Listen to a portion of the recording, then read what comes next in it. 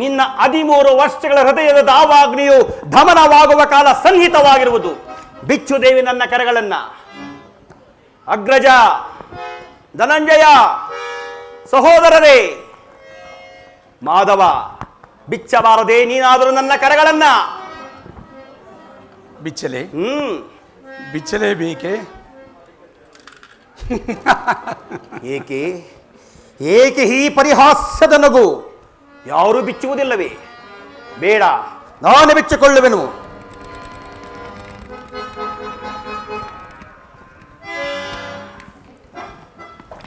ಇಂದು ಈ ಭೀಮನ ಕ್ರೋಧವೆಂಬ ಜ್ವಾಲೆಯು ಆ ಕೌರವ ಕುನ್ನಿಗಳ ಪಾಲಿಗೆ ಪ್ರಳಯಾಗ್ನಿಯಂತೆರಗಿ ಕುರು ಮಹಾಸಮರಾಂಗಣವನ್ನು ಘೋರ ಸ್ಮಶಾನವಾಗಿಸುವುದು ಶತಸಿದ್ಧ.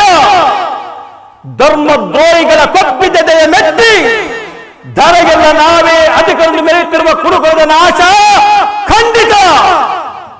ಅಂದು ದುರ್ಯೋಧನನ ವಡ್ಡೋಲಗದಲ್ಲಿ ನಮ್ಮ ದುರ್ದೈವವು ಕ್ರೌರ್ಯದ ಪರಮಾವಧಿಯನ್ನು ಮುಟ್ಟಿದಾಗ ದುಷ್ಟ ದುಸ್ಯಾಸನದಿಂದ ಅಪಮಾನಿತಳಾಗಿ ಕಣ್ಣೀರಿಡುತ್ತ ಮುಕ್ತ ಕೇಶರಾಶಿಯಾಗಿ ನಿಂತಿದ್ದ ಈ ದೃಪದ ರಾಜನಂದಿನಿಯ ಸಮ್ಮುಖದಲ್ಲಿ ಅಂದು ಪ್ರತಿಜ್ಞೆ ಮಾಡಿದ್ದನು.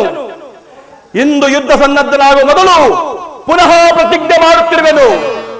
ನಾನು ವಾಯುದೇವನ ಅಂಶದಿಂದ ಜನಿಸಿದ್ದೆ ನಿಜವಾದರೆ, ವೀರಮಾತೆ ಕುಂತಿದೇವಿಯ ಸ್ತನಪಾನ ಮಾಡಿದ್ದೆ ಸತ್ಯವಾದರೆ, ಹಿಂದೆ ನಾಗಲೋಕದಲ್ಲಿ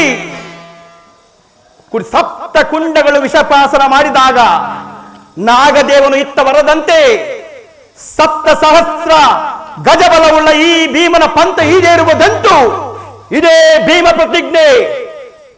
ಆ ಕೌರವ ಕುಂಡಿಗಳನ್ನು ಸಮೂಲವಾಗಿ ನಾಶ ಮಾಡಿ ದುಷ್ಟ ದುರ್ಯೋಧನ ದುಷ್ಟ ದುಶ್ಯಾಸನ ವಕ್ಷಸ್ಥಳವನ್ನು ಬಗೆದು ಅವನ ಗುಂಡಿಗೆ ಬಿಸಿ ರಕ್ತದಿಂದ ಪಾಂಚಾಲಿಯ ಬಿಡುಗುಡಿಯನ್ನು ಕಟ್ಟುವೆನು. ನಂತರ ಆ ದರ್ಪಿತ ದುರ್ಯೋಧನ ತೊಡೆಯನ್ನು ಈ ನನ್ನ ಗನಗದ ದಂಡದಿಂದ ಮುರಿದು ಅವನ ರಾಜ ಕಿರೀಟವನ್ನ ನನ್ನ ಎಡಗಾಲದಿಂದ ಹೊದ್ದು ಹೊದ್ದು ಪುಡಿ ಪುಡಿ ಮಾಡದೆ ಹೋದರೆ ನನಗೆ ಅತಿ ಭಯಂಕರವಾದ ನರಕವೇ ಪ್ರಾಪ್ತವಾಗಲಿ. ಇದಕ್ಕೆ ನಿನ್ನ ಪಾದವೇ ಸಾಕ್ಷಿ.